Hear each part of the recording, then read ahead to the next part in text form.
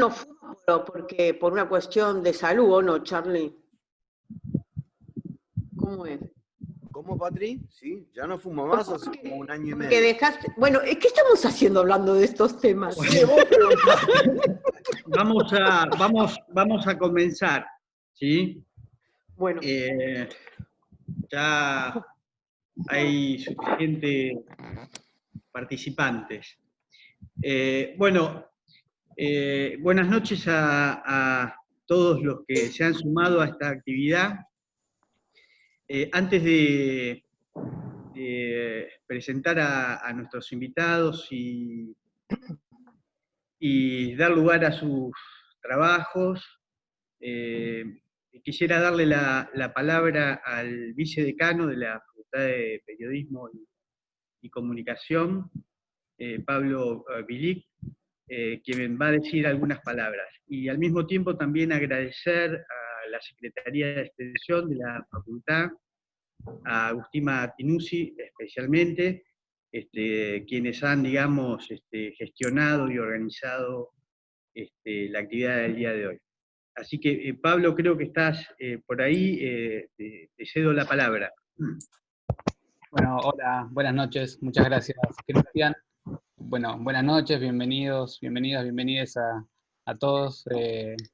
Bueno, no mucho para decir, básicamente a escuchar y a escuchar las reflexiones que tienen para traer en esta ocasión. La verdad es que para la facultad es muy importante la generación de estos espacios, bueno, la adaptación ante estas nuevas circunstancias. Ustedes saben que nuestra facultad continúa con el ciclo de clases, adaptándose a las circunstancias que estamos atravesando. Mi amor, ¿hago el café de papa entonces? Y bueno, al mismo tiempo también me parece muy bueno también estos reencuentros, esto también está de alguna forma algunos ingresos a nuestras cotidianidades, porque bueno, aparecen nuestras bibliotecas, aparecen bueno, nuestros espacios, y bueno, se habla mucho de esta nueva normalidad en este momento, y sin lugar a dudas, si hay algo que ha planteado la pandemia es la importancia de la educación pública, la importancia de estas instituciones para poder fortalecer derechos, construir soberanía, y bueno, por lo tanto me parece que de eso se trata este espacio, así que bueno, nada, solamente agradecerles el espacio y bueno, escucharlos a ver cómo hacemos para pensar y para atravesar este momento. Muchísimas gracias, Cristian. Bueno, gracias a vos, Pablo, por estar presente. Bien, y vamos a comenzar entonces con los trabajos, las exposiciones o las conversaciones. Antes que nada, decirles, un poco retomando lo que señalaba Pablo, que pensamos, digamos, esta actividad bajo esta modalidad, ¿no? A partir de la irrupción de la pandemia. Teníamos pensado una presentación de la revista para el primer cuatrimestre en forma presencial y decidimos, digamos, continuarla con esta modalidad. Pensaba también, por otro lado, que bueno, es un gusto compartir esta actividad con tantos colegas y amigos. Creo que a medida que íbamos entrando a la sala de reuniones, un poco se pudo ver esa alegría de encontrarnos después de tantos meses. Bien, y específicamente para la actividad del día de hoy, hemos tomado el último volumen de la revista Conclusiones Analíticas, que es la revista de la Cátedra Libre Jacques Lacan, perteneciente a la Secretaría de Extensión de la Facultad, en donde trabajamos bajo el título Agresividades, Orden Social y Singularidad. Para quienes no leyeron ese volumen específico, lo pueden descargar de la página del CEDICI. Nuestra revista es editada por EDUL, a quien también siempre agradecemos, digamos, el trabajo que realizan. Y bueno, en este número van a poder encontrar un recorrido bastante amplio del tema de la agresividad y de la violencia, cómo el psicoanálisis plantea este tema.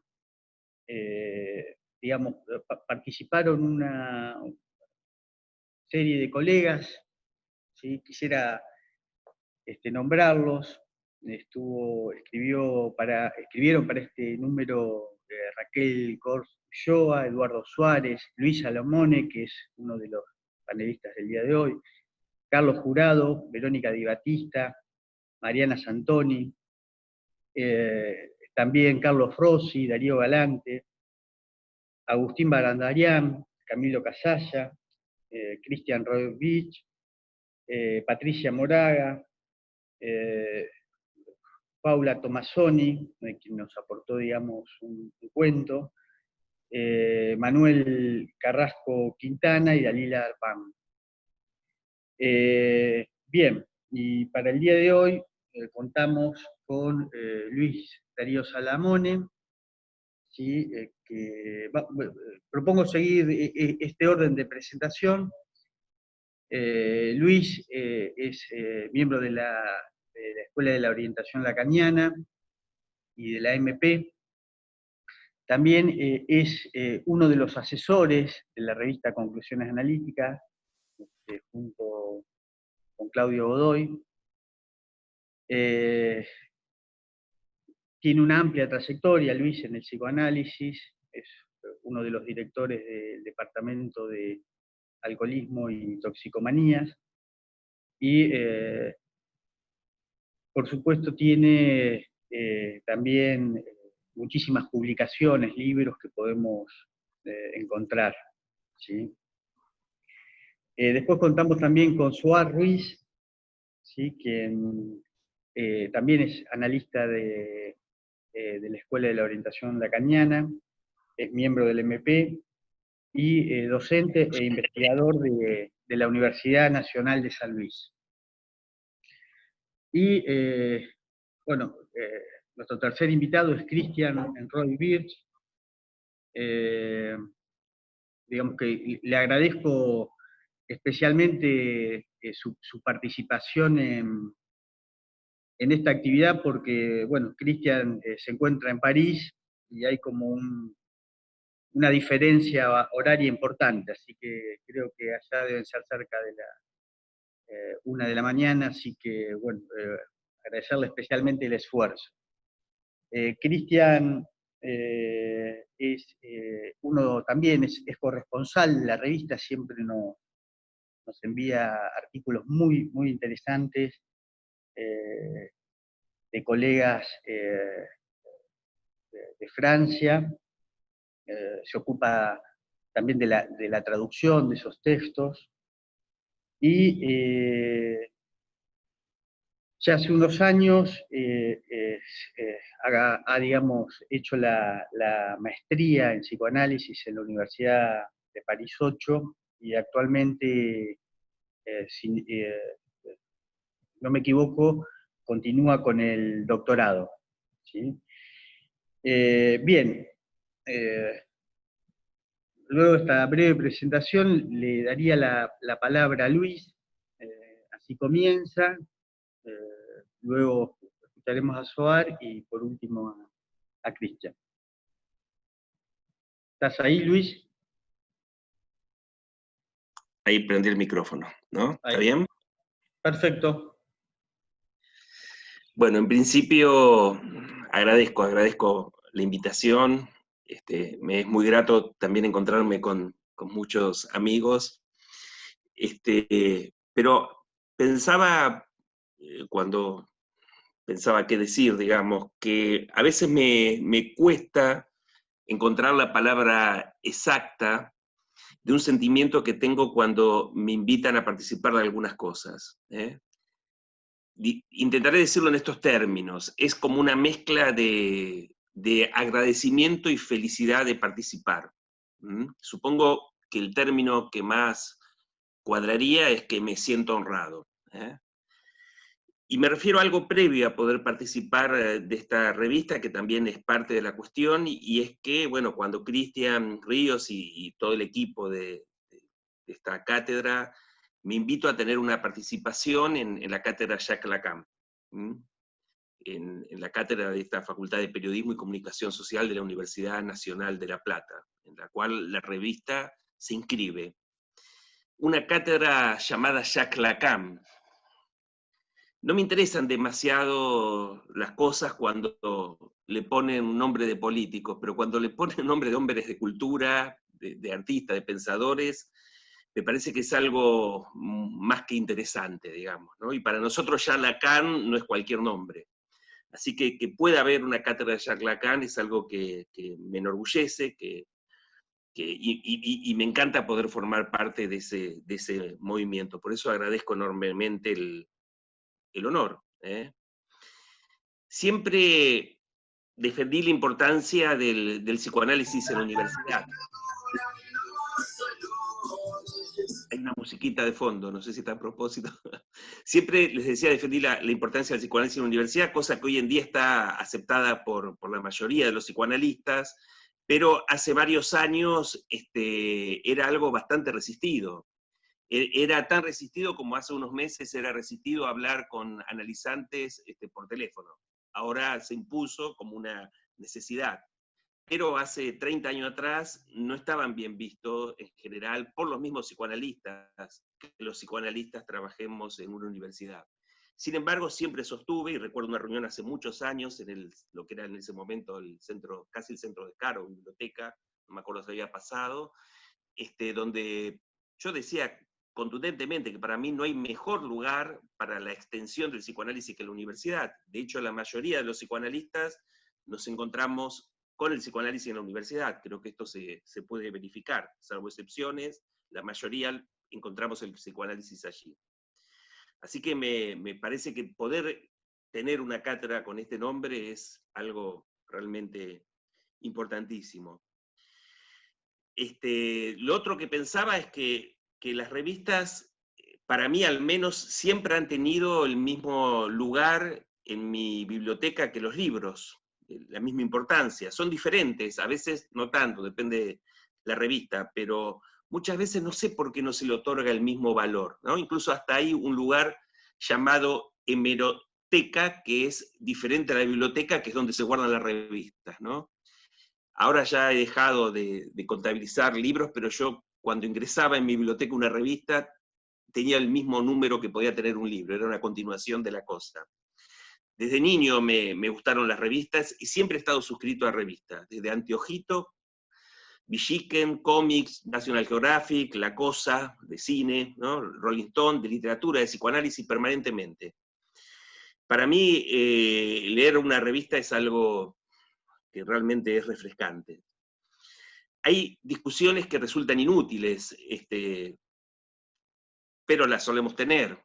¿Es mejor tener el objeto libro o revista que sea digital, por ejemplo? Depende de los gustos, pero seguramente quienes nos criamos rodeados de libros y revistas tenemos un vínculo emocional con el objeto, y los dispositivos digitales no nos despiertan generalmente las mismas sensaciones. Es algo que pasa como pasa con la música de nuestra adolescencia, digamos, ¿no? Creo que nos hace vibrar de una manera muy particular. Pero no voy a detenerme en esta discusión, porque me parece que es inútil, las dos cosas están presentes y las dos cosas tienen sus pros y sus contras, ¿no? Voy a comentar muy brevemente pequeñas notas de lectura que hice anoche a partir de volver a leer la revista de un tirón, ¿no? Ya en el prólogo de Cristian Ríos hay una excelente presentación de lo que es la revista, de cómo se va a abordar el tema de la agresividad y de la violencia, tal como se juega bajo la lupa del malestar en la cultura hoy. La clave, lo sabemos, es la declinación del nombre del padre, que hace que la pulsión de muerte cobre nuevas formas. Si antes la violencia era ejercida por el Estado, ahora nos encontramos con una violencia generalizada. El planteo resulta interesante, parece que la violencia es algo de lo cual no se puede prescindir, no se puede escapar al menos, ¿no? Y ya lo dijo Freud, no se trata de un problema social, y no es un problema que sea plausible de resolver desde el punto de vista social, porque lo que se pone en juego allí es un problema pulsional. Y eso empuja, y puede empujar para afuera.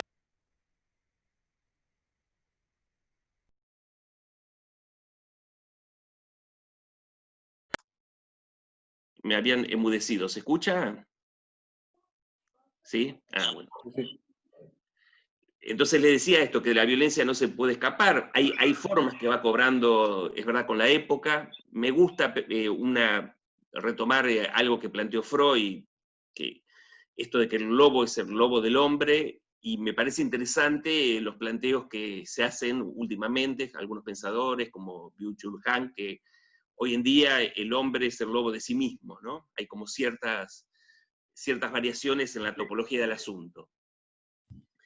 Raquel Kors Ulloa trabaja lo que nos enseñan las redes sociales sobre la intención agresiva y la tendencia a la agresividad. Creo que es un tema muy importante, porque una cosa es como la agresión, ella lo trabaja muy bien, se juega en las redes sociales, y otra cosa es cómo eso se puede articular en otra red, en la red de los significantes que se juega en la intimidad de un análisis, y que permite poner a trabajar la cuestión. Es verdad, en las redes sociales no solamente no se pone a trabajar, sino que hay cuestiones que se juegan y que tienen que ver con, por más que aparezcan nombres, con el anonimato, con los nombres que se usan, que no son los propios, y que permiten entrar en discusiones y en cuestiones agresivas.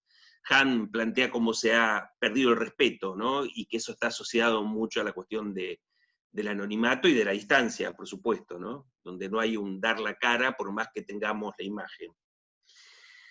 Eduardo Suárez se dedica a trabajar las violencias segregativas, algo que, como hemos visto en las noticias que hemos tenido últimamente con lo que pasó en Estados Unidos con el caso Freud, conserva absoluta vigencia. Este texto fue escrito antes de que este hecho aconteciera. El racismo es un odio al propio goce, dice Eduardo, pero se pregunta si acaso ese odio no sea una tentativa, en esta época en que el otro no existe, de restituir al otro. Se rescata una definición de Lacan, de Notas sobre el Padre, que dice la segregación sería la cicatriz de la evaporación del padre. Es muy interesante eso para debatir y para discutir, y Eduardo abre ese juego de qué quiere decir que sea una cicatriz, digamos, ¿no? ¿Por qué hablamos de cicatriz, de la evaporación del nombre del padre? Ha dejado esa marca, digamos, y esa marca tiene consecuencias. Carlos Jurado nos muestra cómo el origen de la violencia se juega en lo simbólico, y nos muestra ese pasaje de Lacan que va de lo imaginario a lo simbólico, como aquello que genera violencia. El significante marca una diferencia y determina lo real. Y luego se mete en el campo del goce y las posibles soluciones que el psicoanálisis puede ofrecer. Hay también un trabajo de Verónica Di Battista que explora las consecuencias de la caída del padre y cómo esto complica lo social. Los agrupamientos se juegan más en relación al modo de goce que en relación a un ideal, ¿no? Esto tiene que ver con el objeto A en el cenit de la civilización, y plantean cómo se juegan los avatares de la pulsión a partir de esto y las formas del odio. Hay también un texto de Mariana Santoni que trabaja las prácticas contemporáneas del goce, como los cortes en el cuerpo, que es una práctica muy antigua, que en otra época quedaba como situada más en el campo de la psicosis, pero que hoy en día esto también se ha generalizado y ya no tiene que ver con algo inherente a una estructura, ¿no? Son formas de tratamiento de lo real, de cómo se juega el cuerpo, que hoy en día ha sido extendido también por los fenómenos de la globalización, digamos, ¿no? Como que antes era una práctica muy reservada para algunos sujetos y ahora está eso que puede verse y puede difundirse de una manera global. Hay un apartado también muy interesante que son entrevistas, 3 entrevistas a Miquel Basol, a Leonardo Gorostiza y a Lito Matusevich, que realizan Cristian Ríos, la de Leo la hacen Camilo Casalla y Agustín Barandiarán, y Camilo también entrevista a Lito. Y es muy interesante porque me parece que no sé si se pusieron o no de acuerdo, no les pregunté, pero más o menos andan pivoteando sobre ejes que desarrollan los diferentes entrevistados. Por ejemplo, se le pregunta por la agresividad a la luz de la última enseñanza de Lacan, por cómo se juega la agresividad en la actualidad, qué pasa con la discordia de los sexos y la violencia del género. Y bueno, y tienen entonces diferentes matices que permiten poner en juego las diferentes opiniones de los entrevistados. Darío Galante trabaja lo imaginario y los fenómenos de violencias irracionales, que sin embargo tienen una lógica del significante que se juega. Pongo un ejemplo que está situado ahí que es muy interesante, por ejemplo, las batallas que se juegan entre las hinchadas de fútbol, ¿no? Donde lo que se plantea es que se defienden los trapos, ¿no? Y esta es una posición que parecería ordenar ciertos fenómenos en esa lógica del significante. Carlos Rossi parte de una consideración que es muy interesante, de si la violencia se distingue de la palabra, digamos, si la violencia tiene, bueno, volvemos al viejo tema, me parece, de raíz freudiana, ¿no? Cuando él divide la representación de lo que es el afecto, digamos, ¿no? Y entonces lo que se nos plantea es en qué medida puede ser algo de eso reprimido, ya que lo que se reprime tiene más que ver con la articulación significante. Y me parece que, bueno, este es el problema que comentábamos al principio en relación a la dificultad de que esto se juega en lo social y que es inherente a lo social y el mecanismo de represión hay que ver cómo incide en eso, ¿no? Hasta qué punto puede tomar esta cuestión. Agustín Barandiarán muestra la cara de adicción en un apartado en el cual trabajan con Camilo Casalla en otro texto el tema de las toxicomanías. Agustín muestra la cara de adicción que todo síntoma actual tiene.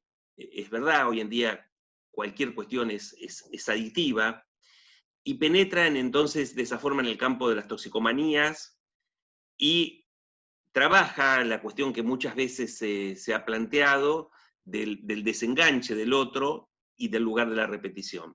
Y Camilo retoma la cuestión y plantea una pregunta muy interesante de si, y para debatirlo esto, él lo trabaja muy bien, si se trata en verdad de un goce autista o de un goce alienado. Hay un capítulo, un apartado en esta revista que es muy interesante, donde está un texto de Christian Roy Birch, que es realmente, me parece que, bueno, después de tanta violencia y lo social, y el goce de lo social y adicción, es muy interesante que está también acá en estos capítulos, en este apartado de la revista, la cuestión de los lazos, ¿no? Más allá de que se juegue el campo del goce, hay otra dinámica, ¿no? Partimos de la no relación sexual, pero sin embargo hay amor, hay lazos inconscientes, y las parejas muestran esa invención, ¿eh? Entonces, lo que hace Christian Roy Birch, analiza el texto de Dalia Arpin, Parejas Extraordinarias, entre signos de preguntas, y toma ejemplos que son muy interesantes, que van a ser retomados luego en el texto que también está publicado de Arpin, que es dos personas muy singulares, como son el Che Guevara y Marilyn Monroe, digamos. Leer acerca de ellos ya trae un poco de, ante tanta ola de violencia y de agresividad, trae un poco de aire fresco, ¿no? En el texto de Arpin, que también se ocupa de otras parejas, de parejas que están fuera de la norma, pero que son históricas, por ejemplo, los Fitzgerald, los Guevara también, o los Perón, nos enseña algo muy interesante, que es qué pasa con el goce allí y qué pasa con el amor, donde no hay recetas, donde no hay manuales, no hay consejos que se puedan dar, y muestra claramente lo que nos enseña Lacan, que el amor es contingente, que la sabiduría no nos sirve y que cada cual encuentra su solución. Patricia Moraga, en el texto que sigue, nos habla de la política de los seres hablantes. En ciertas ocasiones, dice, esto es algo que nos recuerda en los años oscuros de Argentina, hablar de política implica arriesgar la vida, y trabaja el tema de la ocupación de los lugares por los seres hablantes, como las manifestaciones, ¿no? Donde hay una presencia del cuerpo. Trabaja, por ejemplo, lo que sucedió con la oleada de pañuelos verdes, ¿no? Hay un texto muy interesante también de Manuel Carrasco Quintana, que trabaja el masoquismo en el texto Estimidad de Miller, y toma la Venus de las pieles, tanto el libro de Sacher Maxo como el de Polanyi, que lo llevó, el libro, ¿no? Cómo Polanyi llevó el libro a la pantalla, digamos, ¿no? Y hay un texto que es que vamos cerrando esta diacronía en la cual presento los diferentes trabajos. Hay un texto de Héctor García de Frutos, que es muy interesante, porque nunca se me había ocurrido, y la verdad que me animó el final de la lectura también, porque plantea qué pasa con la alegría y el quehacer del analista. ¿Qué lugar tiene la alegría? ¿Qué pasa con la alegría, digamos, para un analista? ¿Qué lugar ocupa la alegría?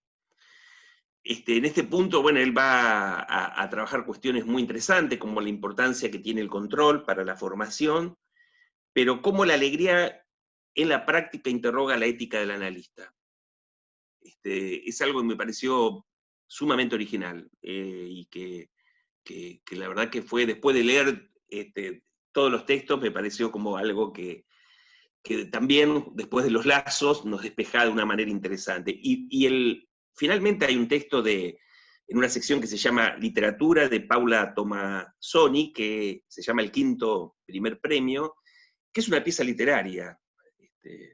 Es estupenda, es la frutilla que le faltaba a la torta. Yo les digo sinceramente que después de leer mucho de psicoanálisis, siempre termino con algo que es del orden de la literatura. Y no me hizo falta ir a buscar ningún ejemplar. Lo tenía en la revista, digamos, ya tenía el postre, digamos, ¿no? Bueno, es un texto que me encantó, y que, bueno, me gustaría poder profundizar en la obra de Paula Tomasoni, que no había leído, que yo recuerdo al menos, nada hasta ahora, y me gustó muchísimo. Esto que les cuento, que es un poco, muy brevemente, tocar un puntito de cada uno de los textos que aparecen, fue a partir de una lectura que realicé anoche, después de compartir un programa que coordinan, que están acá presentes, Carlos Rossi y Camilo Casalla, La falta que me haces, la falta que me hace, perdón, me sigue saliendo La falta que me haces, pero es La falta que me hace, que bueno, fue un programa que para mí me sentí muy animado, estuve muy contento, fue una charla muy linda, y terminamos con el programa, puse música de fondo, me serví un trago, y me predispuse a hacer lo que hago siempre cuando realizo la presentación de un libro y una revista. La noche anterior la leo de un tirón, digamos, ¿no? Siempre tengo esa costumbre, y después de leer conclusiones analíticas, 6, por la calidad de los trabajos, por su lógica, porque los trabajos no solamente están bien articulados, sino que aparte están bien coordinados uno tras otro, sino también por por la estética de la revista, lo que yo le preguntaba al principio a Charlie, si es que hay otra forma, porque yo he visto otras revistas electrónicas que son siempre un poco más difíciles en su acceso, digamos, ¿no? Más complicada, incluso hasta más moderna, si uno quiere, pero siempre que leí conclusiones analíticas, la bajo y la leo de un tirón, y es casi como estar pasando una hoja, por esto que yo les decía antes, ¿no? Para mí un libro en físico es otra cosa. Y sin embargo, lo que me pasó con esta revista, que me pasó como me pasa, creo que fue una de las primeras veces que lo sentí, que había algo tan logrado que volví a recuperar esa sensación que es capaz de despertarme las cosas de papel. Es decir, no extrañé, sobre todo me encantaron algunas cuestiones que la estoy buscando acá porque le saqué un screen rápidamente, lo que es la estética en relación a las pinturas y dibujos que hay. Me encontré, por ejemplo, con esta belleza, que ustedes habrán visto, lo que la vieron, y me sorprendí gratamente porque este dibujo lo hizo la persona con la cual yo había estado hablando antes con Charlie, que es Camilo Gasalla. No me imaginé que tenía esta calidad artística, no lo suponía. Entonces, eso sacaría como conclusión, fue una conclusión, no sé si analítica, pero que tengo que agradecerle a esta revista y a los responsables de esta criatura virtual, que me deparó una compañía muy agradable durante casi toda la noche, de anoche, luego del trabajo en la falta que me haces, que hicimos, de la conversación, donde, bueno, la leí de un tirón y la verdad que la pasé muy bien, e insisto, recuperé esa cuestión que me transmite a mí el objeto libro, el objeto revista en particular, ¿no? Así que creo que me ha permitido este número reconciliarme de una vez por todas, a mí que soy un poco antiguo para estas cosas, con lo que es lo virtual. Así que, bueno, quiero agradecer por eso. Bueno, muchas gracias, Luis, por tu comentario. Pasamos a Suar. Bueno, espero que me puedan escuchar bien. Perfecto. Difícil que es hablar después de Salamone. Habla también, un tipo seductor para manejarse, y porque casi ha dicho casi todo lo que yo quería decir. Es la primera cosa que quiero decir. Y esto no lo había pensado, pero le agradezco a Luis que haya ubicado esa palabra que sí la hago definitivamente mía, que es, me siento honrado de que me hayan convocado a esto. Y también estoy muy agradecido. Me gusta, digamos, esto además porque lo que voy a intentar hacer es tratar de transmitir algo de lo que yo he intentado leer, lo que he podido leer de la revista. La primera cosa que me parece a mí que tiene la revista es que el conjunto de los artículos que están allí, en realidad sostienen un diálogo. Es decir, me da la impresión de que son estos artículos que dialogan entre sí. Si bien hay por supuesto, una coherencia, por otro lado, no es una coherencia absoluta, sino que hay posiciones sutiles que hacen diferencias entre unos y otros. Y eso a mí me resultó muy agradable verificar eso. La otra cosa que me pareció interesantísima es que lo que me parece que muestran los artículos es que los que escriben fundamentalmente primeramente son lectores. Y además que esas lecturas que están articuladas al psicoanálisis no son lecturas que se muestren dogmáticas ni doctrinarias, muy por el contrario, tienen una muy interesante articulación entre lo riguroso y la libertad de pensar cosas. Por otro lado, lo que también me parece que se puede verificar es que cada uno de los artículos que están allí se puede un poco seguir, digamos, el momento de la formación de quien escribe. Y eso también hace a otra cuestión, uno lo puede seguir en eso, que se introduce, digamos, una cuestión que tiene que ver con la formación, desde mi punto de vista. Nunca hay, desde la perspectiva del psicoanálisis, una formación acabada, una formación absolutamente consumada, como lo podría que podría obtener a partir del discurso universitario. Por el contrario, la autoridad puede ir viendo, digamos, en los artículos que se van sucediendo, es una autoridad que se va construyendo a partir de la formación, implica el propio análisis, las lecturas, y bueno, todo eso que ya sabemos. Otra cuestión es que encuentro que la revista está hecha con gusto. Es una cosa que me parece que uno la puede captar a eso. Y lo digo gusto en un doble sentido. Encuentro una gran diferencia con las revistas científicas tradicionales. Me parece que lo que se puede encontrar allí es algo que una vez leí en Sartre y que me quedó, y alguna vez lo charlé con Luis a propósito de su pase, lo que encuentro es un entusiasmo sin mucha esperanza, digamos, ¿no? Es decir, hay algo de eso. O también encuentro que hay un entusiasmo sin ningún tipo de apego al prestigio. Es decir, más que trabajos finalizados, consumados, cerrados, lo que encuentro son siempre aperturas, digamos, de nuevos problemas, de nuevos paradigmas que se pueden suceder a partir de eso. Y en el otro sentido de la palabra gusto, también algo que decía Salamone, es una revista que tiene un gran sentido de la estética. Hay que lograr hacer eso, digamos, no solamente por las ilustraciones que son realmente muy, muy encantadoras, muy agradables, sino que también toda la estructura de la revista guarda un gusto, digamos.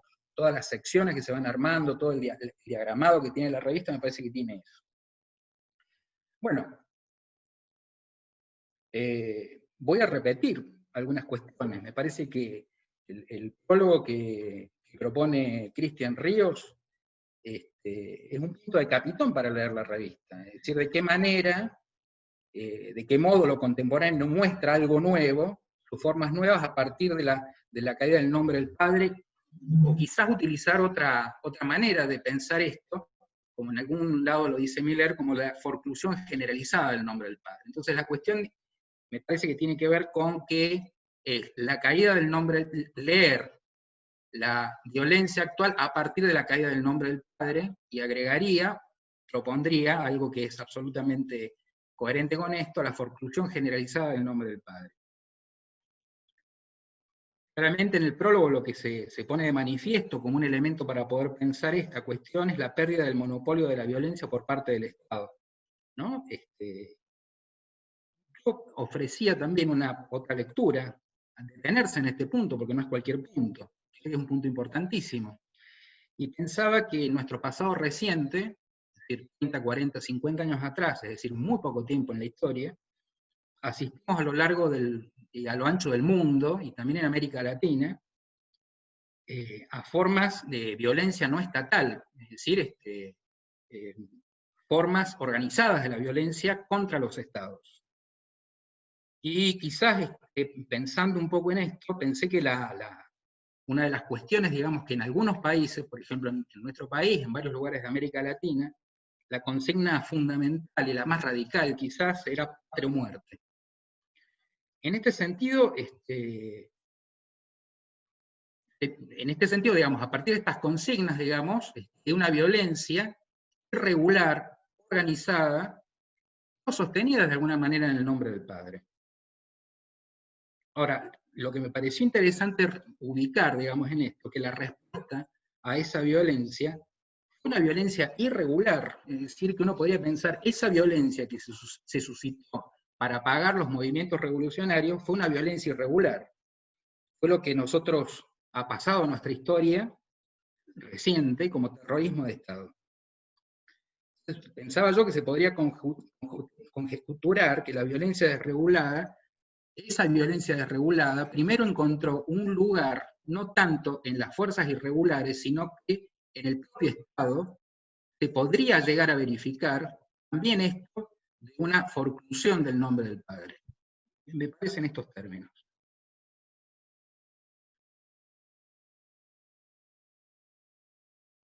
La pregunta entonces es ¿dónde radicaría la diferencia?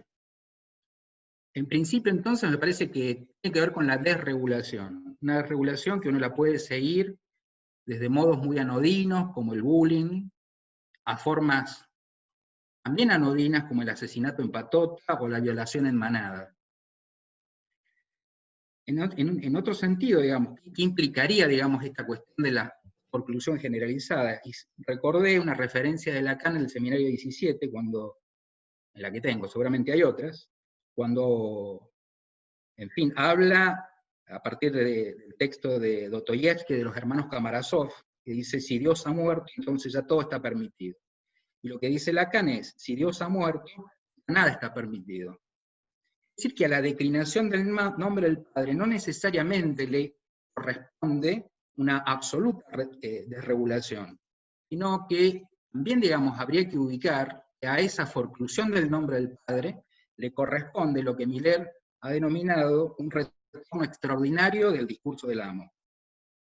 Entonces, por un lado tenemos eso, y en su extremo, ese retorno extraordinario del discurso del amo. Lo que tenemos del otro lado es efectivamente un conjunto de goces desregulados, inducidos, por eso que Lacan denominó el pseudo discurso capitalista. Pensando en estas cuestiones, bien, digamos, me recordé, porque a una espectacular violencia generalizada en Estados Unidos. Todos hemos conocido el acontecimiento racista que incendió las ciudades. Hay dos cosas que a mí me llamaron la atención de estos acontecimientos. Primero, que había quizás una sola consigna, no puedo respirar.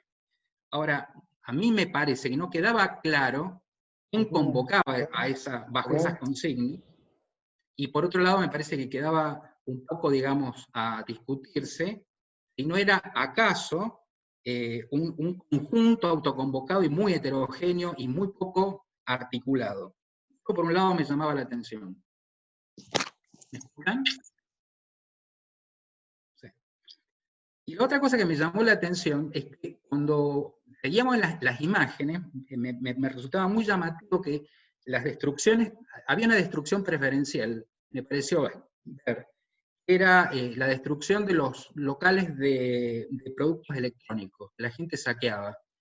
Por un lado, digo, estaba esta cuestión, digamos, de una violencia, ¿no? Desde mi punto de vista, hasta donde pude ver, sin articulación, y por otro lado, el objeto de consumo saqueado. Voy a dejar de lado un poco los comentarios artículo por artículo de lo que fue, me parece que no hace falta, porque fue lo que hizo Luis Salamone antes. Son artículos sensacionales. Podría decir que cada uno de ellos va siguiendo en ese dossier una idea respecto de ese tratamiento posible de la violencia. Después, en tal caso, si hubiese una conversación, me gustaría charlar algo respecto de lo que plantea Salamone, porque ahí hay algo me parece que se podría discutir un poco, digamos, respecto de el cine de Tarantino como una catarsis, en especial respecto de la última película de Tarantino, que es la que hace referencia a Salamone. Respecto de las entrevistas a Bassols, Gorostiza y Matusevich, claro que hay una coherencia, pero me parece que los acentos son un poco distintos.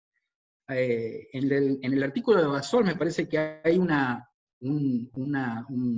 ubicación en una salvación por el síntoma. Me parece que eso es algo que los analistas debemos tener muy presente para poder operar en nuestra práctica.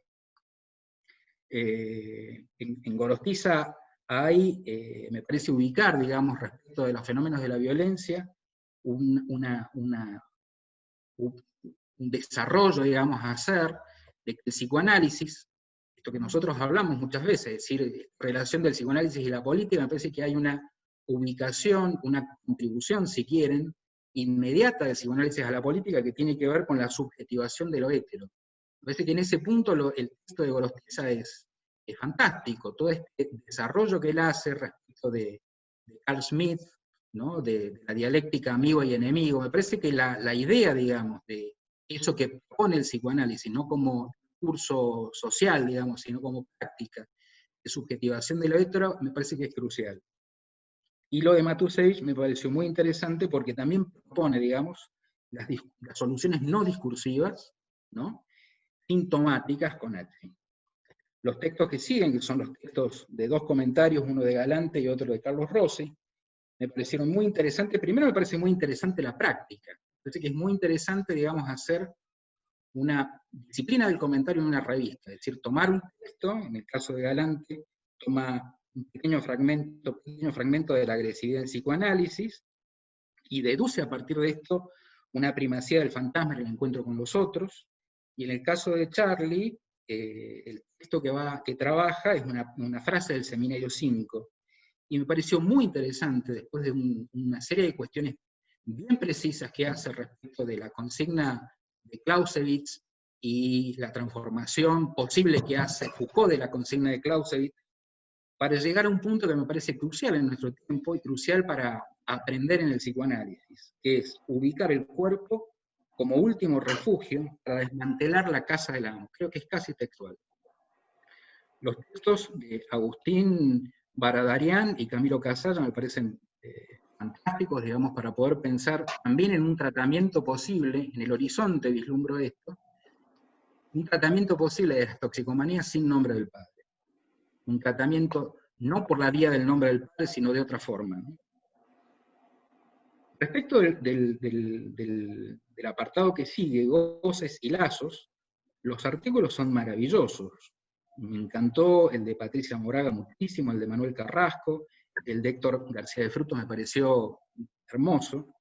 El de Patricia, por ejemplo, esa articulación que ella propone entre cuerpo, política y psicoanálisis, y ese énfasis en el cuidado del parletre, tomando como ejemplo los movimientos de la ley del aborto, movimientos horizontales, me parecieron maravillosos. Bien.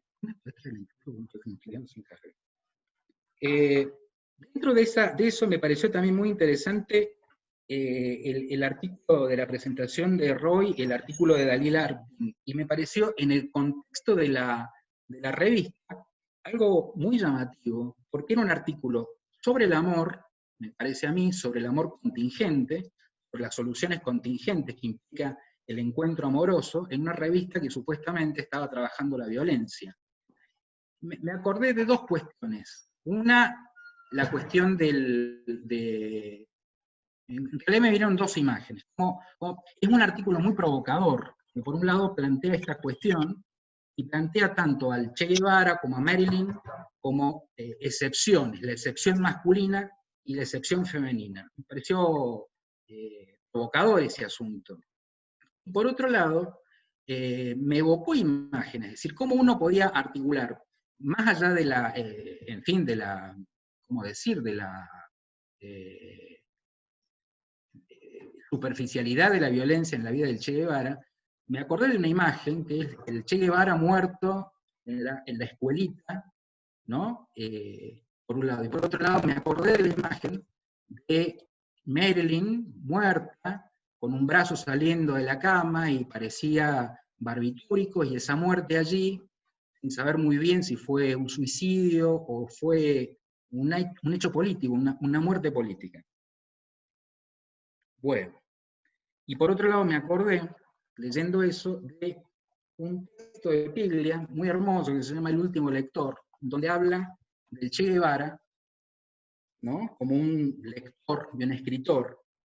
Y ese inicio empezaba recordando cuando desembarca el Grama en Cuba, parece que al Che lo hieren, y el tipo recuerda un pasaje que dice así: inmediatamente me puse a pensar en la mejor manera de morir en ese minuto en el que parecía todo perdido. Recordé un viejo cuento de Jack London. Y Piglia dice una cosa me parece maravillosa. Dice, la vida se completa con un sentido que se toma de lo que se ha leído en una ficción. Bueno, era esto lo que había preparado. Les agradezco mucho otra vez, y verdaderamente cuando las pocas veces que me ha tocado presentar una revista o un libro, solamente tengo en la cabeza algo: convencerlos de que lo lean. No hay otra cosa. Bueno, muchas gracias. Bueno, muchas gracias, Suar. Le pasamos la palabra a Cristian. Bueno, hola, muchas gracias. Estoy muy contento de poder participar acá con ustedes. Ya ha sido muy instructivo el rato que estuve escuchando.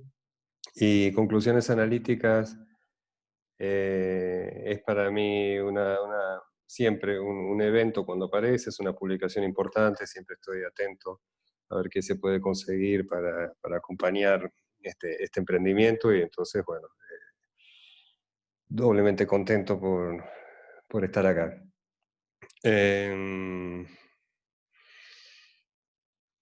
Es tarde, así que lo que hice yo fue anotar, porque por ahí estoy medio cansado y entonces una parte voy a acompañarlo con un escrito. Básicamente, lo que tengo acá es que después de leer la revista, la primera vez, la segunda vez, cuando volví a leer algunos artículos, particularmente el dossier, me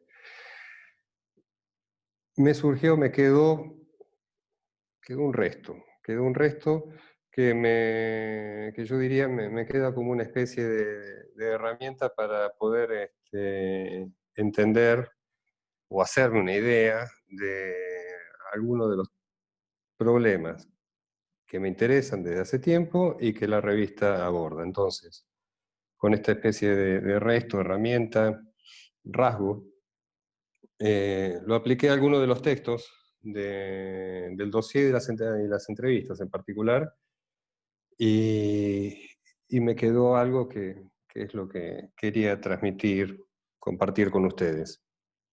3 términos hay en el título de la revista. Me encuentro un poco como lo de Soar Ruiz, con la situación en la que en general, me parece, nos pasa, de que no tenemos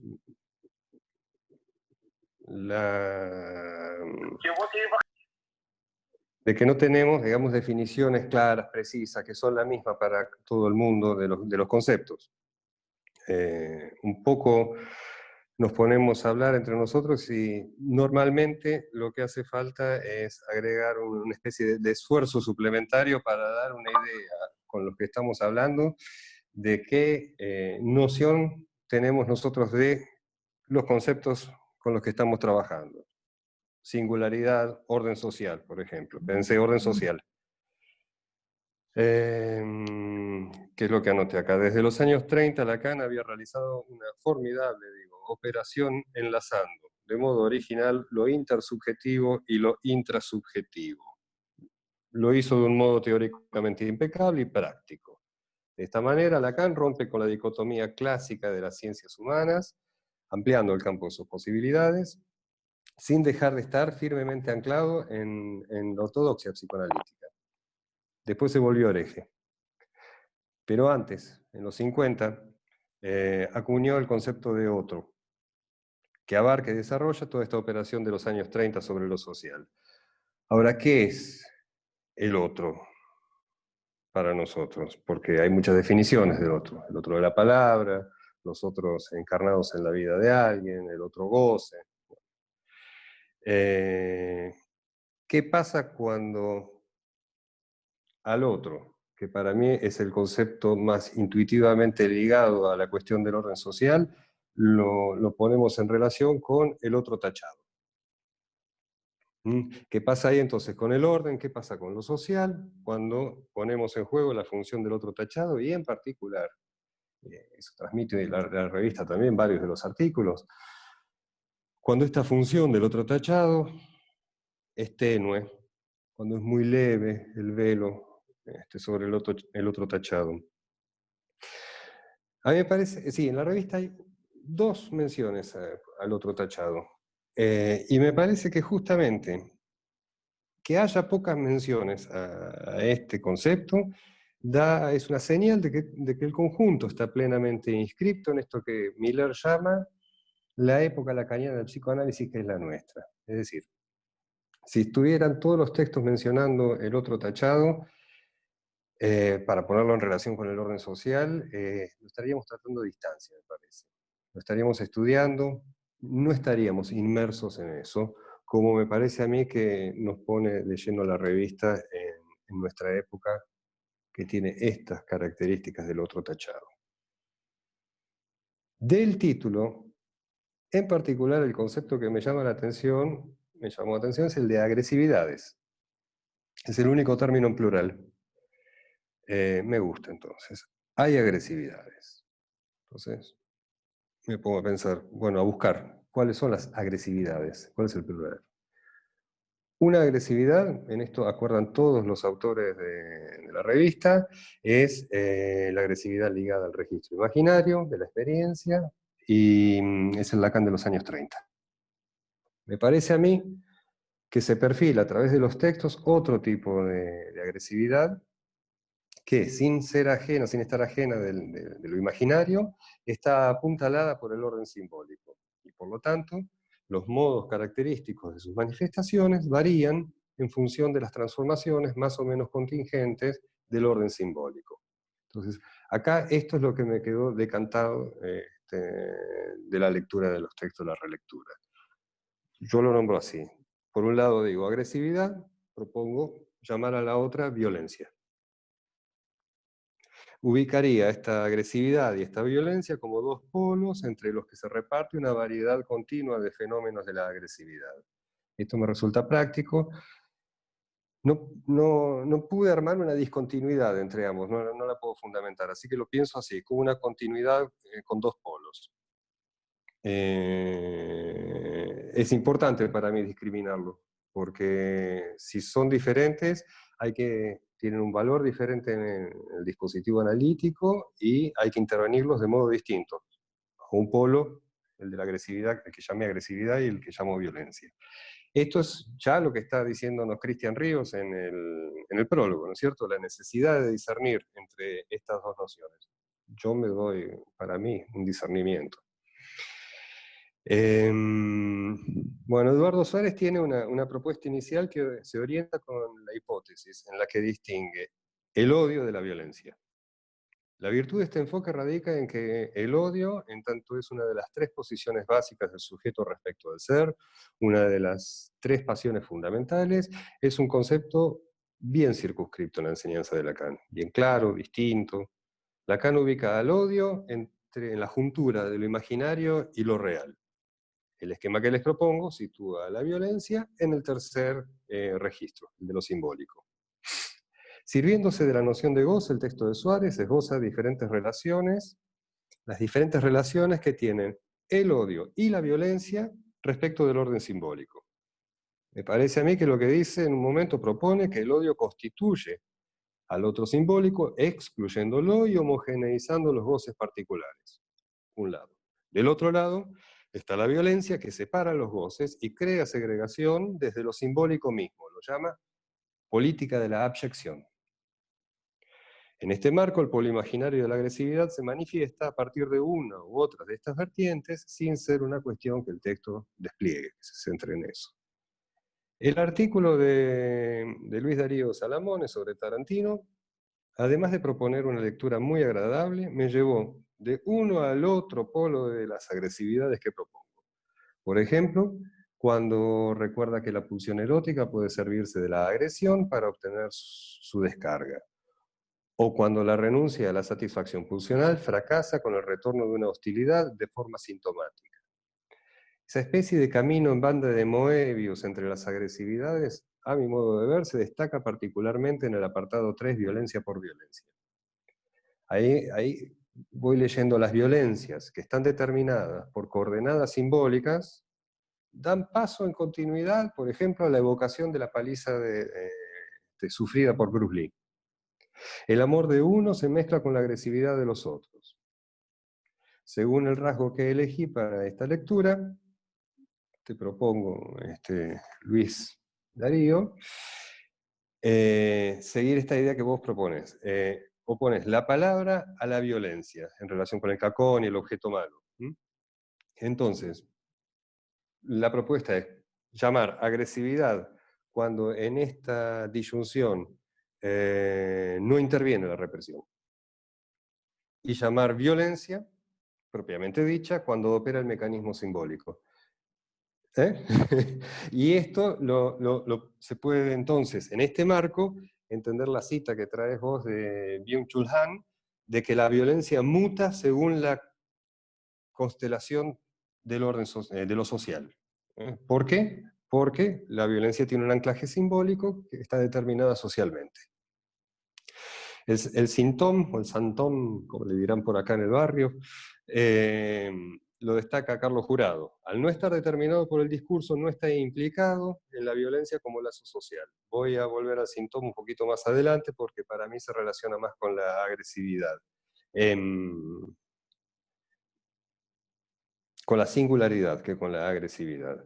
Bajo ese signo también, me parece a mí, están los textos, o gran parte de los textos de Verónica Di Battista y de Raquel Corso-Ulloa. Y una de las propuestas de Eduardo Suárez hacia el final del texto.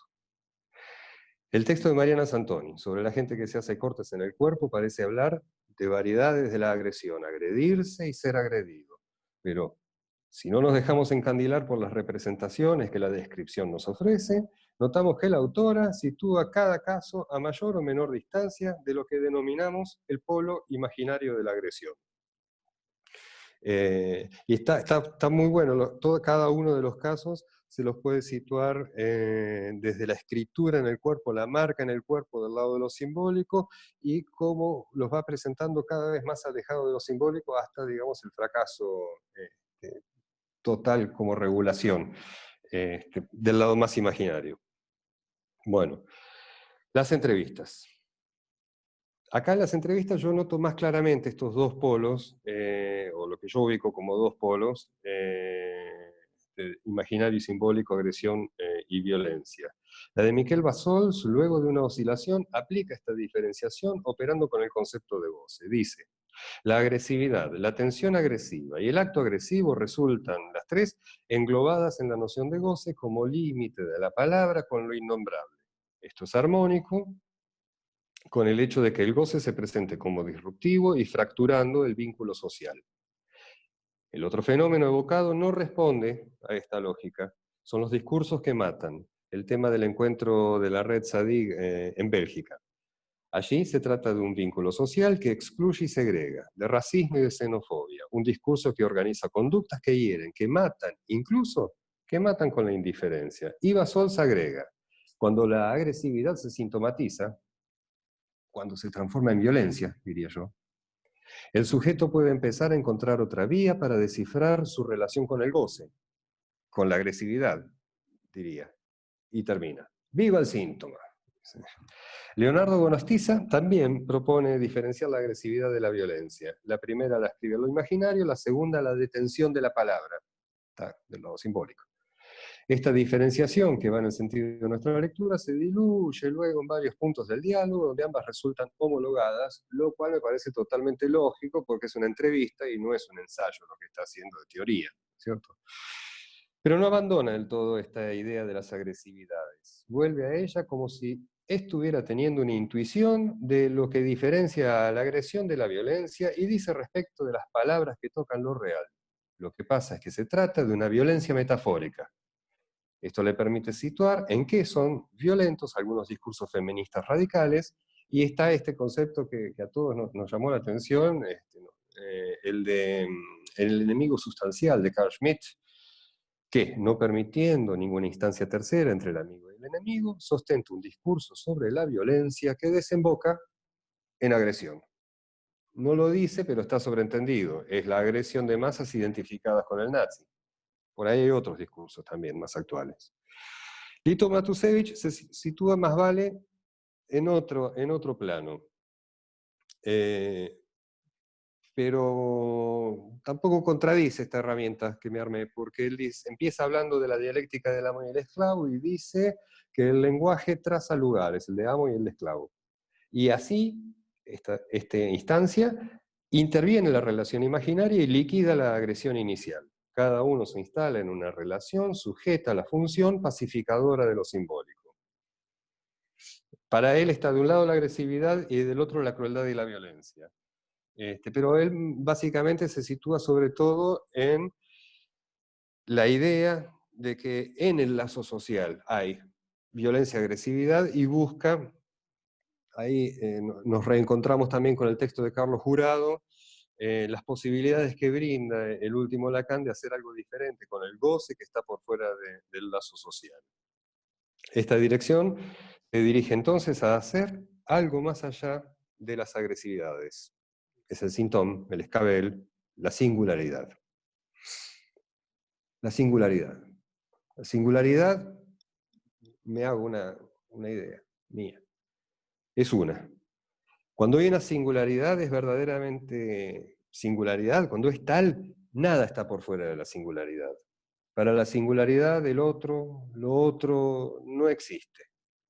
La singularidad no niega la diferencia, es la diferencia que queda estable en el mar de contingencias. Seguramente, ella misma es una contingencia, pero no es como las otras, porque la singularidad es el nombre propio. Clase del 10 de febrero de 1976 del seminario de Lacan. Este nombre, si es propio, está más allá del peso que puede tener para un sujeto el significante amo en el otro, y termino. El nombre propio, me parece, es ligero como un escabel, y es la solución sintomática de la que tratan varios de los otros textos de este número de conclusiones analíticas. Esta es la lectura que les ofrezco, que les propongo, y con la que les agradezco que me hayan invitado y que estén ahí. Gracias.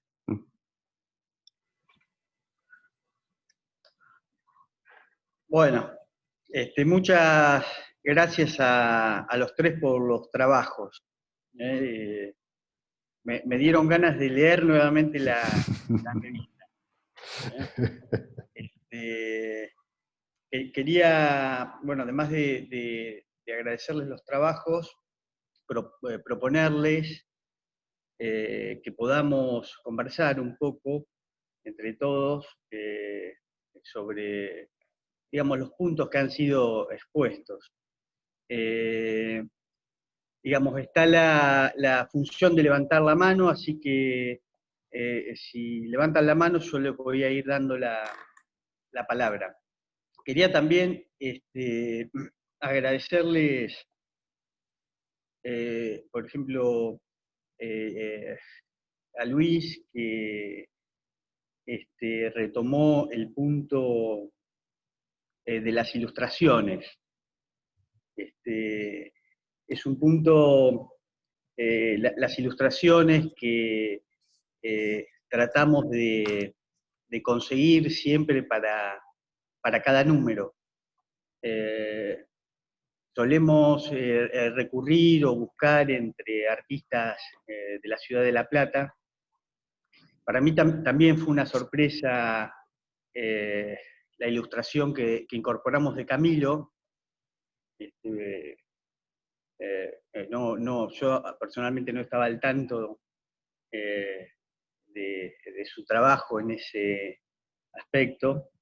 Y bueno, también contamos en la revista, si ustedes la revisan, con ilustraciones de Pablo Mota y de Sara Casalla, que es la hermana de Camilo. Y también, digamos, otro punto que mencionó Luis, lo traigo porque, traigo estos dos puntos porque, digamos, son esos puntos de fuga que tratamos de localizar más allá del psicoanálisis. El otro es el relato, el cuento, que incluye este número. Cada número siempre tratamos de también convocar a algún escritor platense que nos ofrezca, digamos, o una serie de poemas o un cuento. Generalmente esos textos los incorporamos en una sección que se llama literatura. Y pretendemos un poco, digamos, presentar un texto literario sin ningún tipo de articulación con el psicoanálisis. Es decir, sí, por supuesto, hay puntos que resuenan en relación a la temática que estamos trabajando en ese número, pero digamos, no pretendemos, digamos, que funcione esa sección como un poco de aire fresco, ¿no? Entonces, por eso el nombre de esa sección, literatura, en donde no buscamos ningún tipo de articulación o interpretación del material. Y después también Soar señaló algo que son cuestiones más del armado de la revista, las que estoy planteando, pero que me parecían importantes decirlas. Soar planteó, digamos, uno podría decir, cierta relación entre la rigurosidad de los textos, sin que eso apunte a que la revista y la producción que intentamos mostrar en la revista adquiera, digamos, propiamente el estilo de un texto científico. Y me parece que ese rasgo Soar lo pescó muy bien, porque sí, precisamente intentamos ir por ahí, un poco transmitir ese espíritu propio de lo que es la cátedra libre, ¿sí? Jacques Lacan. Bien, bueno, eso quería, digamos, agregar antes de ver si podemos conversar un poco. ¿Mm?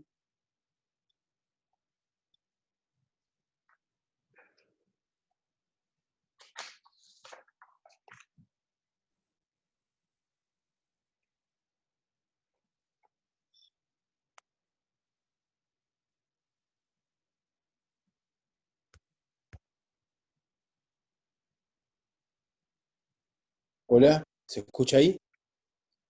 Sí, Camilo. Bueno, tomo la palabra yo entonces para iniciar la conversación. Bueno, en principio agradecerle. Perdón, te interrumpo un poquito, Camilo. Dice, hay en el chat una propuesta de aplausos, abriendo los micrófonos. La tomamos y la dejamos para el final. Bueno, sí, cómo no. Agradecerle los comentarios a los tres, a los cuatro que han participado. La lectura es muy interesante, la lectura que han hecho de la revista, porque nos han interpretado en algún sentido, y con la interpretación ha venido un plus, ¿sí? Que nos hace pensar que, bueno, siempre aparece más de lo que uno cree que está apareciendo. Quiero agradecer fundamentalmente, me ha tocado como compilador conectarme con los colegas, solicitar textos, también a los corresponsales.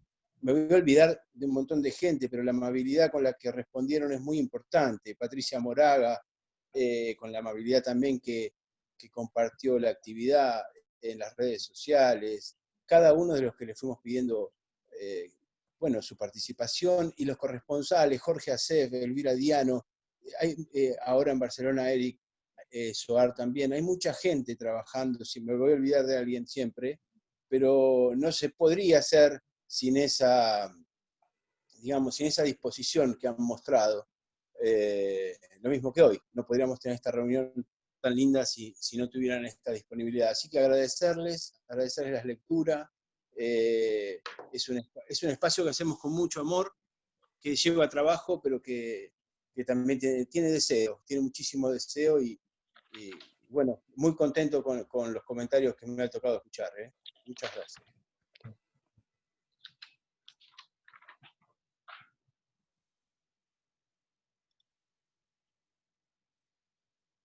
Bueno, no sé si alguien quiere tomar la palabra, comentar algún punto.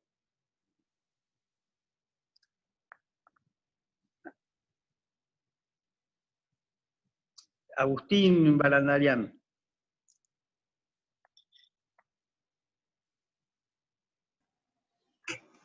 Ahí estoy, ¿me escucha? Sí, ahí sí. Bueno, sí, la verdad que los comentarios es como si renovasen las ideas que a uno las escribió hace tanto, las fue leyendo hace tanto que se va olvidando, y esto refresca bastante. Yo quería hacer una pregunta muy puntual, porque por un problema de audición me pierdo algunas cuestiones y me quedo con ganas. En el comentario de Cristian, él hacía una referencia que había solo 2 comentarios sobre el otro que no existe, explícitos. Y verdaderamente no escuché a qué aludía con eso, qué le hizo pensar a él. Entonces, una pregunta bien puntual y bien dirigida, porque no lo pude escuchar. Y también me parece muy llamativo que haya solo 2 comentarios. Pero bueno, ¿qué le indicó a él? Esa pregunta. Sí. Ahí va. ¿Se escucha? Sí. Sí. Sí. Era en particular el significante del otro tachado. Eso es lo que yo ponía en relación con el otro, que para mí es el concepto que más se liga digamos, en el clasicismo lacaniano, de Lacan, al de orden social. Es decir, orden social, otro, ¿qué pasa con el otro tachado? Y encontré 2 referencias explícitas al significante del otro tachado. Pero me parece a mí, la función del significante del otro tachado atraviesa, si no todos, la mayoría de los textos. ¿Y por qué me fijé en eso? Porque es una de las cosas que más estoy estudiando en este tiempo. Entonces a mí, cuando uno está estudiando algo, lo trata de, o lo encuentra o lo deja de encontrar por todos lados. Por ahí. Por eso. Está bien. El otro que no existe está en la cita de Miller. La época lacaniana del psicoanálisis, que es la nuestra, está en el seminario de El otro que no existe y sus comités de ética, que Claro. sin duda tiene que ver con el significante del otro tachado. Sí, sí, sí.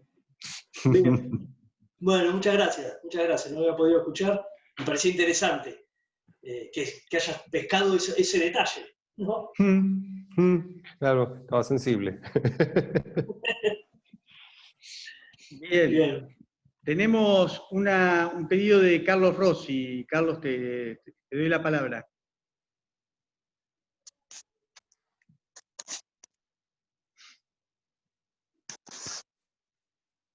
¿Tiene abierto el micrófono? Ahí estoy. Ahí está.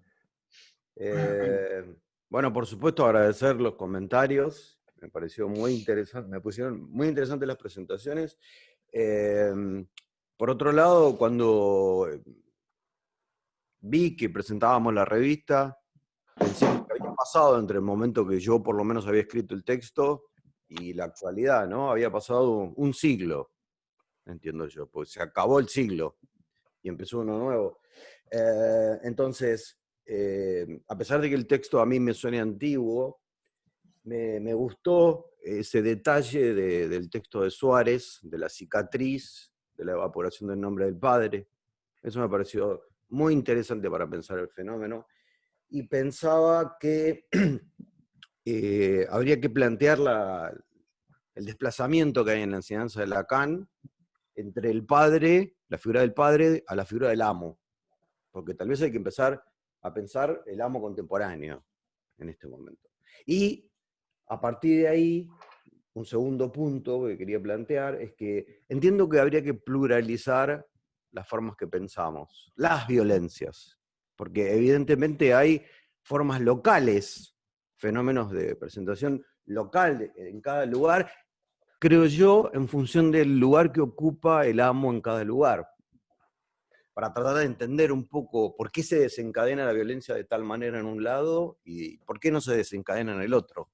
Parece que es muy necesario eso de la pluralización, es una palabra difícil de decir, para ver la figura por ejemplo, de lo que decía antes del amo contemporáneo y de la forma de desencadenamiento de la violencia en cada lugar. Porque sin eso creo que se hace como una generalización y se piensa en una forma del amo. Y creo que en este momento hay variadas formas de amo, amos por venir, amos por inventar, y otras figuras que actúan mejor en ese lugar. Entonces, bueno, quería plantear esas dos cosas, ¿no? Ese pasaje del padre al amo, y por otro lado esto de pensar localmente, intentar pensar localmente. América, Europa, Asia, todas formas distintas. Eso. Les agradezco muchísimo la invitación y la presentación.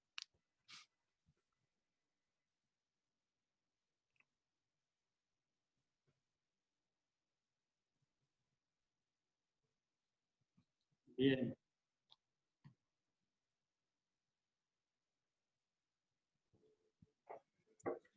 Hola. ¿Se Sí, escucha? Hola. Sí, sí. Eh, Adelante. bueno, una de las cosas por ahí que yo, nada, que me hizo como, me surgió una articulación, pero no sé si está tan así, ¿no? Pero Luis planteaba sobre un modo de lazo social a partir de los modos de gozar y no en identificaciones. Y a mí se me planteaba en articulación con algo de lo que planteó Christian Birch, con el lazo social y el odio entre lo imaginario y lo real también, ¿no? Entonces, como encontraba una relación ahí del lazo social a partir de los modos de gozar, desde lo real, y no tanto desde las identificaciones por lo imaginario, y el odio como una característica de la época también, ¿no?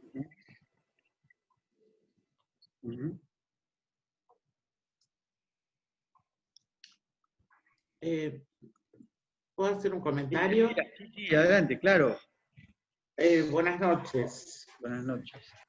Muchas gracias por la lectura de la revista, que me la han spoileado toda. Así que bueno, tendré que usar las gafas de cada uno, después sacármelas y ver si puedo. Pero de todas maneras, Soar, quédate súper tranquilo, porque me convenciste, la voy a leer y la voy a difundir, y antes de irme a dormir, espero haber leído gran parte. Y por supuesto que espero con mucha curiosidad los dibujos de Camilo, que tampoco le conocía ese gusto. Pero me gustaría seguir en la línea de algo que dijo Soar, y algo que puntúa Charlie en relación a las violencias y las distintas formas locales, en un contrapunto con esta cuestión de la globalización. Y un artículo que, por supuesto, leeré con mucho interés también, como los otros, que Luis orienta acerca de lo que dice Raquel, de la violencia en las redes. Y pensaba que es como la intersección entre la globalización y lo local. Tomemos solamente el ejemplo de George Floyd, que me gustó decir que me hizo acordar una canción de Simon & Garfunkel, de Frank Lloyd Wright, ¿no?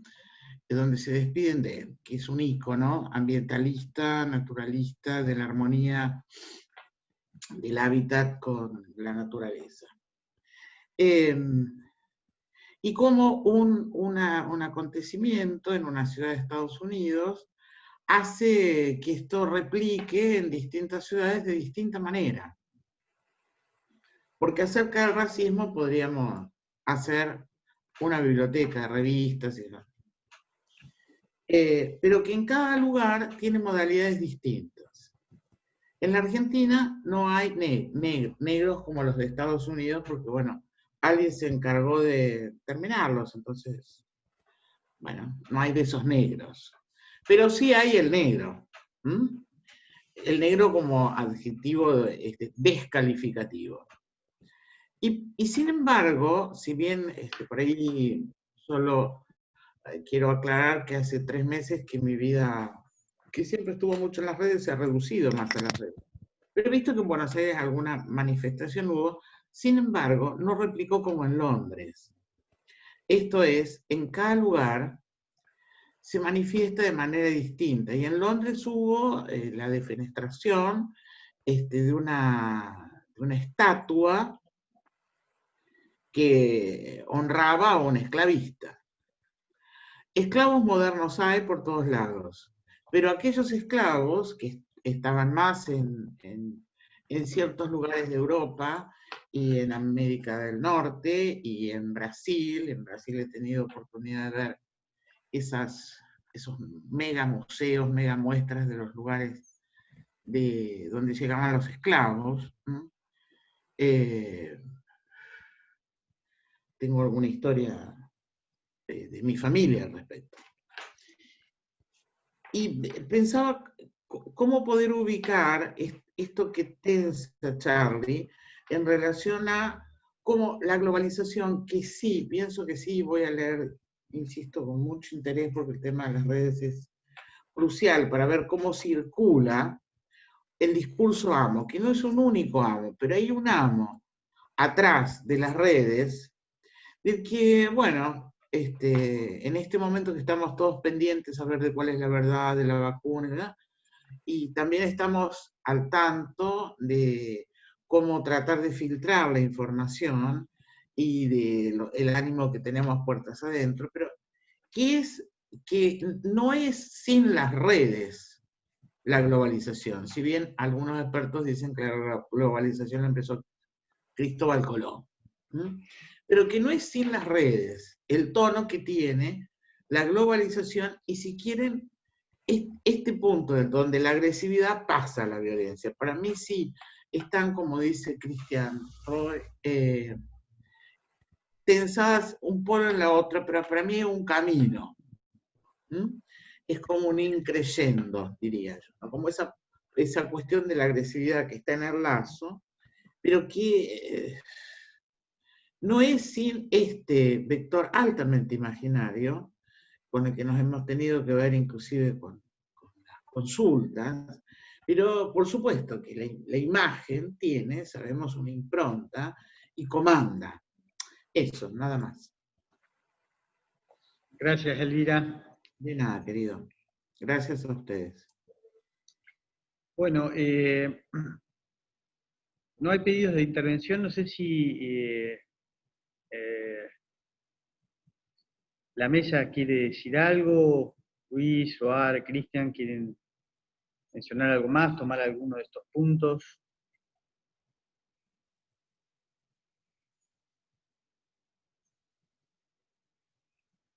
A mí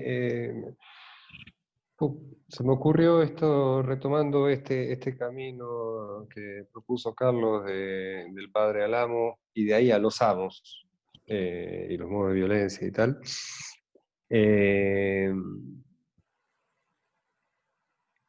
Y la pluralidad y la singularidad, digamos, porque ¿qué nos queda del orden y qué nos queda de lo social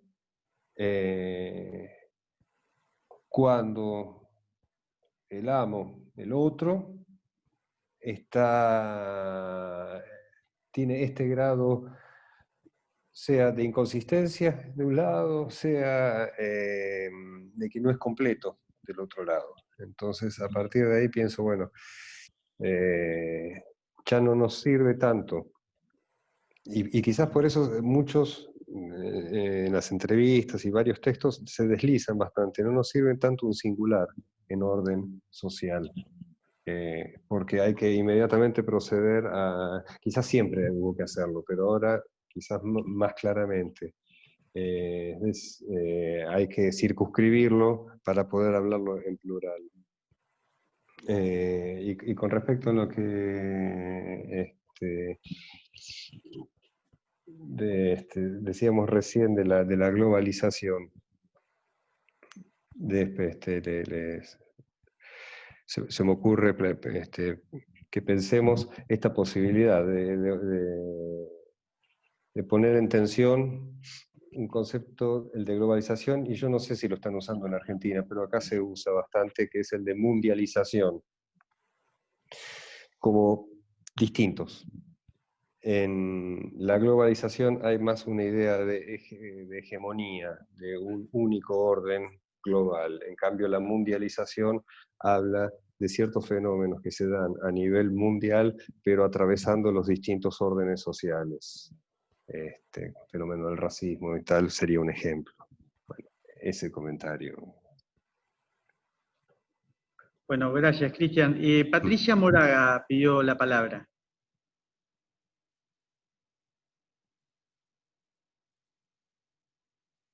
Patricia, ¿estás ahí? Que prenda el audio, que lo tiene apagado. Ahí está. Bueno, muchísimas gracias. Primero quería agradecer la invitación a escribir. El esfuerzo, además, por hacer la revista, se nota la transferencia de trabajo, festejo la transferencia de trabajo y la producción, que eso es importante, y porque fue una forma de convocar los lazos y convocar la presencia de los cuerpos, pero también tomar la palabra, ¿no? Que a veces es difícil y no ocurre. Yo pienso que una revista es un modo de hacer, de ejercer la producción de un saber y de invitar a tomar la palabra. Y en relación a eso, y agradezco las presentaciones, ¿no? En relación a eso hay algo que no me deja de impactar y que tiene que ver con que frente a situaciones de violencia, y fundamentalmente situaciones como hemos vivido y la violencia policial de los estados policiales, la violencia ejercida por el Estado, cómo a veces la respuesta que se produce a esa violencia es una respuesta donde se toman los lugares públicos, se produce la apropiación de los lugares públicos y donde hay una respuesta que es inédita. Creo que en Estados Unidos lo que está pasando, digamos, más allá de las minorías que pueden ser a veces violentas, creo que la violencia está de parte del Estado y que la respuesta que se produjo fue increíble, porque es tomar la palabra y romper el silencio, y ahí en ese punto se podría decir que es un acontecimiento en el cuerpo político. Eso es lo que quiero rescatar, que me parece que hace muchos años que en Estados Unidos no ocurría eso. Muy bien. Bueno. Perdón, ¿puedo decir algo? Sí, sí. ¿Puedo decir algo? Claro. Me gustó mucho esta idea de la pluralización del significante amo, la pluralización del amo. Y me hizo recordar, hace poco circuló, creo que ayer, anteayer, ha circulado un texto de Milner, una entrevista que le hacen a Milner, en donde me parece que luego de lo que estamos viendo en el último tiempo, en los últimos 2, 3 meses, 6 meses, qué sé yo, él propone pensar en un retorno de los estados-nación. Es decir, que quizás habría que empezar a pensar en estas cuestiones, ¿no? Por otro lado, me parece que ya pensando en lo actual, en lo que nos pasa actualmente, nuestro porvenir me da la impresión de que es un aumento, digamos, de un Estado no solamente policial, sino un Estado higienista. Y en este sentido me parece que hay algo ahí a seguir discutiendo. Bien, Luis está... a ver. Sí, Luis. Te veo con la mano levantada, ¿puede ser? Simplemente quería volver a agradecer, les digo realmente que me quedé ayer hasta las 4 de la mañana con la revista, hacía rato que no me quedaba hasta tan tarde, y realmente fue con mucho entusiasmo, y también quiero pedirles disculpas porque debo confesarle algo a todos ustedes, que no tengo experiencia en mi primera presentación virtual de una revista. Así que también fue un gusto y creo que formó también esta presentación parte de la lectura que realicé anoche. Porque dieron diferentes perspectivas, diferentes puntos de vista que ampliaron el horizonte que la revista nos ofrece. Así que les agradezco a todos. Bárbaro. Raquel Cors Ulloa. Hola, buenas noches. ¿Se escucha? Sí, perfecto. Hola. Una alegría enorme escucharlos, verlos, aunque sea de esta manera. Bueno, agradecer a la revista Conclusiones Analíticas, a mi colega y amiga Constanza Gascón. Aprovecho para saludar por este medio a Elvira, a Luis, a Patricia, a Soar, Cristian, Camilo. Bueno, aprovecho el momento porque son tiempos en los que nos hace bien saludarnos e intentar enlazarnos aunque sea por este medio. Bueno, comentar que cuando recibí la invitación para escribir fue antes de la pandemia, y era un momento en el que me estaba trabajando por un tema del Instituto de la ANEL, el escrito de Lacan sobre la agresividad en psicoanálisis, y esto me acompañó y me forzó a pensar sobre el tema de la agresividad, pero en plural, como decía uno de ustedes en este momento, y me parece fundamental ese señalamiento. Quería simplemente agregar que pienso que es muy importante la contingencia que nos confronta, el saber hacer en tiempos de redes, ya no las significantes solamente, que son las que llevamos al dispositivo analítico, sino las redes sociales que dan para todo, no solo para las agresividades, sino también para estos lazos como esta noche. Pienso que las redes nos enseñan muchísimo. Pienso que las redes son una manera de leer de acuerdo al mundo que nos toca transcurrir, sobre la agresividad estructural, porque la agresividad es estructural desde el estadio del espejo. Y ahí tenemos el tema de la fragmentación corporal. O sea que para mí, no solo por el recorrido analítico, sino por el tema de lo que son en sí las redes sociales, me parece que es muy interesante para hacer una lectura que nos enseñe, especialmente en esta época.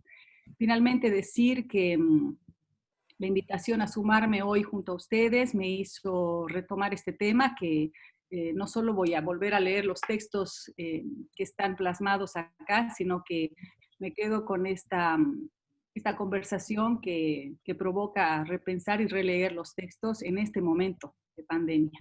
Un fuerte abrazo y gracias. Bueno, gracias Raquel. Bien, veo que Agustín y Luis tienen las manos levantadas. No sé si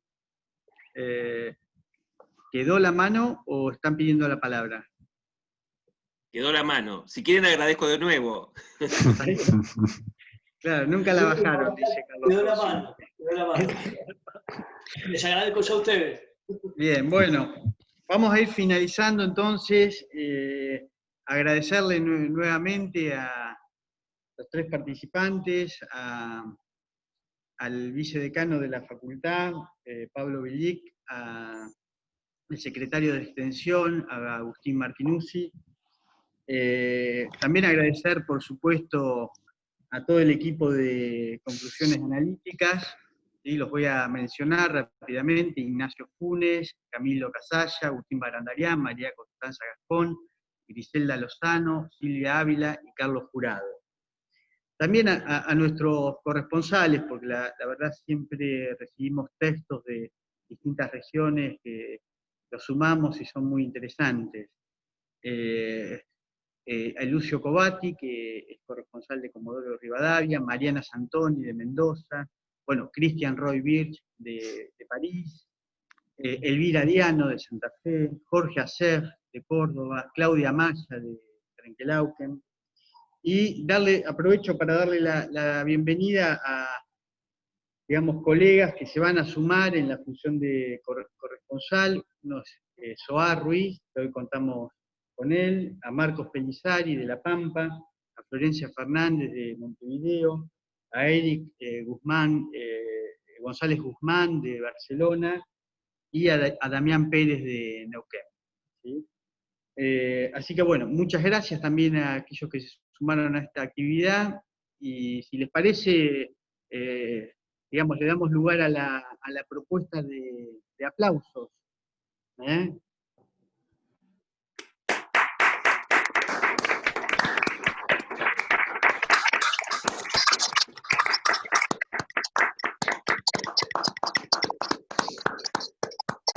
Bueno, muchas gracias. Buenas noches. Un abrazo a cada uno. Chao. Quédense en su casa. Quédate en casa. Muy bien.